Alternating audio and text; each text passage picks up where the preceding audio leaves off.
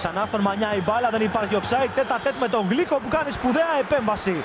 Ανέβηκε ο Ουντότζη σε δεύτερο σουτ. 0-1 ο Άρης το 59. Στην κόντρα επίθεση ο Άρης σκοράρει στην Τούμπα με τον Ουντότζη.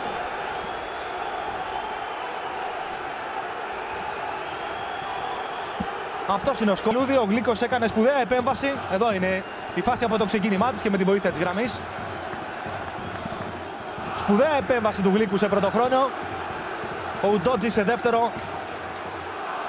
Περίπου από το σημείο που είχε και την πρώτη τελική δική του στο μάτς. Αυτή τη φορά σκοράρει. Πόσο μάλλον τώρα που πέρασε στο παιχνίδι ο Στόχ. Εδώ βρήκε τον Λίνο. Αυτός γύρισε, ο Αθανασιάδης δεν μπόρεσε. 1-1 με τον Λούκας στο 72.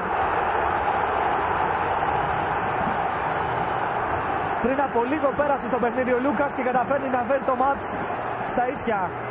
Στόχ δημιουργικά, ο Λούκας εκτελεστικά. Ξανά η φάση από το ξεκίνημά της. Στόχ, Λίνο, επέμβαση του Διούδη.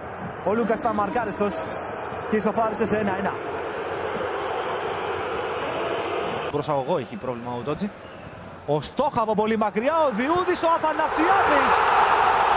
2-1 ο ΠΑΟΚ, ο Αθανασιάδης σκοράρει και πάλι σε ντέρμπι. Το έκανε πέρσι και στις δύο αναμετρήσεις των ομάδων, το κάνει και φέτος. Επιστρέφει στα γκολ μετά από 5 αγωνιστικές. Σλοβάκου την επέμβαση του Διούδη, μία ακόμη στο παιχνίδι. Ο Αθανασιάδης πήρε το rebound και σημείωσε το 2-1.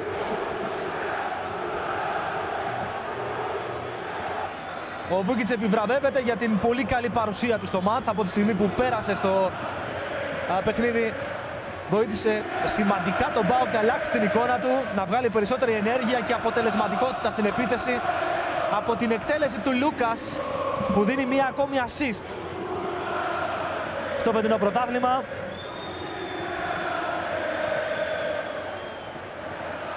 Και για να επιβεβαιώσει τελικά ότι οι αλλαγές απόψε κάνουν τη διαφορά. Ο Στόχ, ο Βούκιτς και ο Λούκας.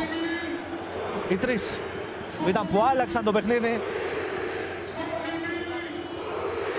και δίνουν στον ΠΑΟΚ την 7η εντός έδρας νίκη του.